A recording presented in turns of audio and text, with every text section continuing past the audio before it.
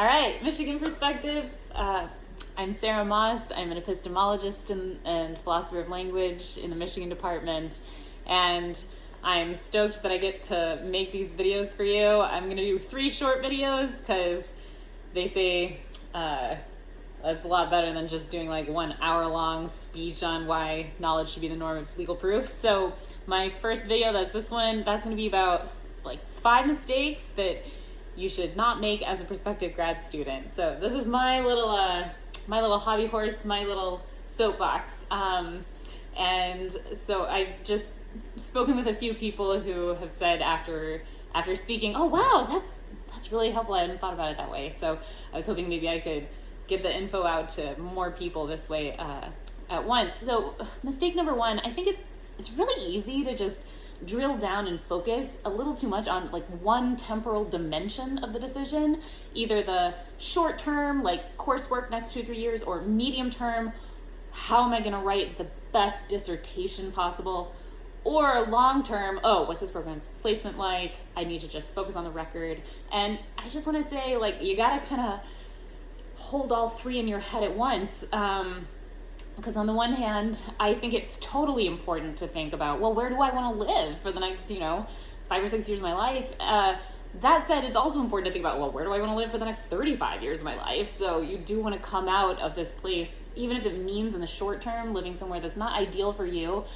The market is so brutal that just to have the kind of flexibility later, if you can really go to a place, as long as you can stomach it, that will like leave you really ready to hit the market and stride. It could buy you a place that you want to live, 5 years from now. It could buy you some kind of flexibility to choose the kind of place you want to live later on.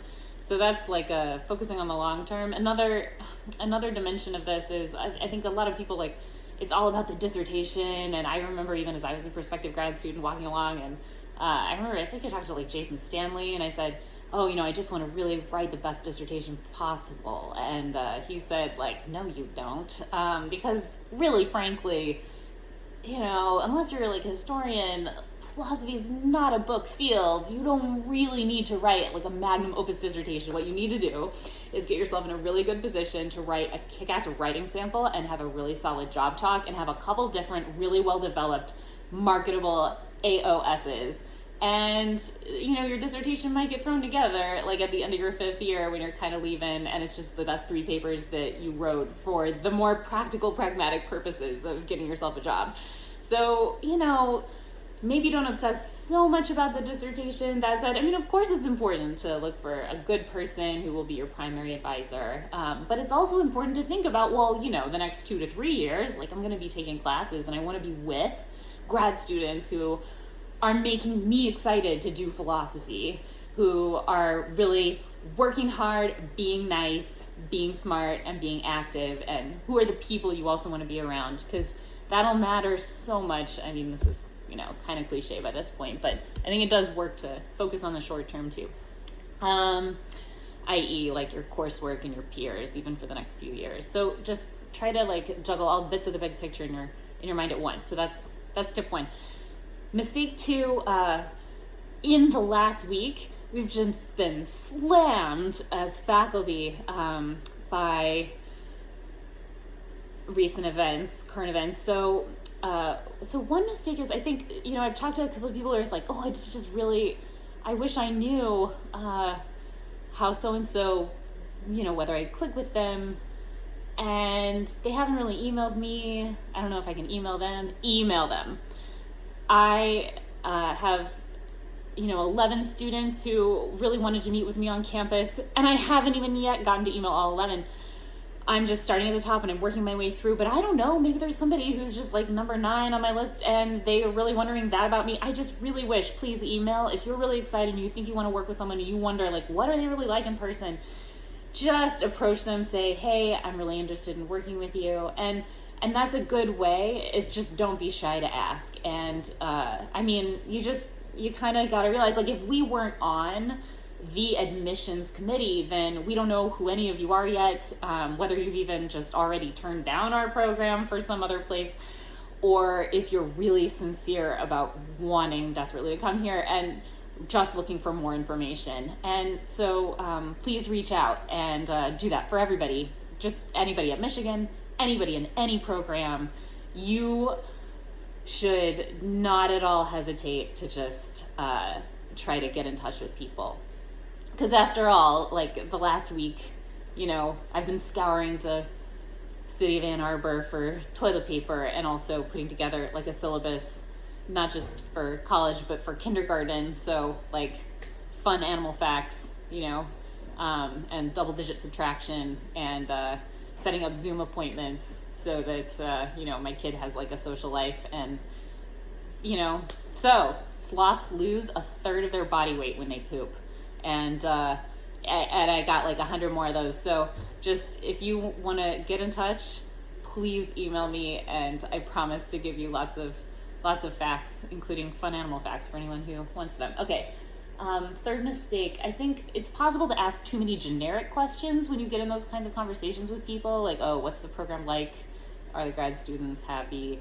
I think I would totally take advantage. If you're emailing with a grad student, you can ask just, well, how many times did you meet with your advisor last semester? Or how many advisees do you have? Or as a faculty member, or what's the average time for students to finish their degree in your program? And those kinds of concrete questions, you just can't fudge the answers. And so I think you could get a lot of real info by just drilling down and asking slightly more concrete questions, giving people a chance to really, have the rubber meet the road when they're talking about how their program shines and how people really care, and giving you concrete evidence that's not just kind of spinnable testimony.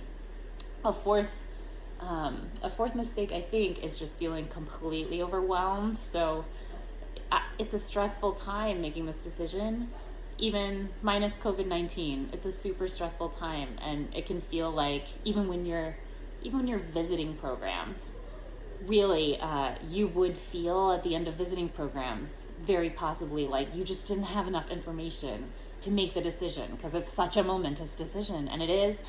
But I think, one thing to say about that is if you have somebody that you trust who's in the know, like a philosopher advisor who knows about these programs, really listen hard to them and try to like take their advice to heart, because it can be easy to be overwhelmed with different kinds of evidence that you're getting, but that person who has an objective take on the matter, who's not really wedded to any particular program they're trying to recruit you to, like, trust them. And always just, trust yourself and your gut feeling, and try to be rational and update on evidence, conditionalize, and then just go with your gut. And then I guess, number 5, I think, fifth mistake picking a program is to really be super precise in your credences and think there's just this one unique right answer, such that if you were just maximally rational, you would figure it out.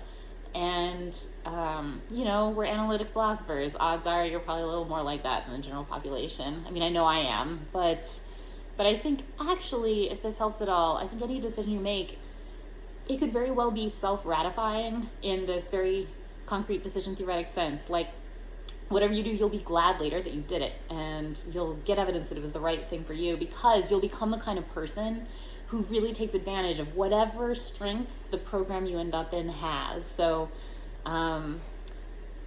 different programs teach with different values. Like some programs really value like comprehensive assessments of literature, and like some programs really value just super deep, precise, analytical thinking. Some programs value the studious use of formal methods. Some programs value the kind of adrenaline you get when you just confront people and have like really aggressive discussions that can be really fun. And some programs value just this kind of super cooperative, charitable brainstorming in an atmosphere that engages lots of people together as friends. And wherever you go, you'll start to absorb those values too, and then you'll be super glad that you went to the program that allowed you to have them. So I remember thinking when I first visited MIT, which is where I went to grad school, like, oh man, these people are so like touchy-feely and nice to each other all the time. I don't know how they ever like kind of get any good work done. And then I just, 5 years later,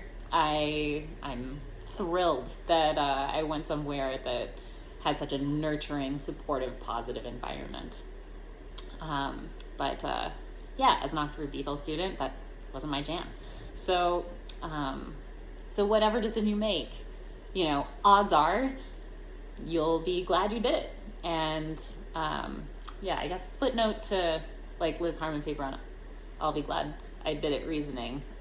So not that you need to take that as evidence that you'll maximize your expected utility now, but you can take it as evidence that you don't have to worry now about fearing and regretting your decision later. And that's just a super highfalutin analytic philosopher bit way of saying it's totally gonna turn out great and you'll be great.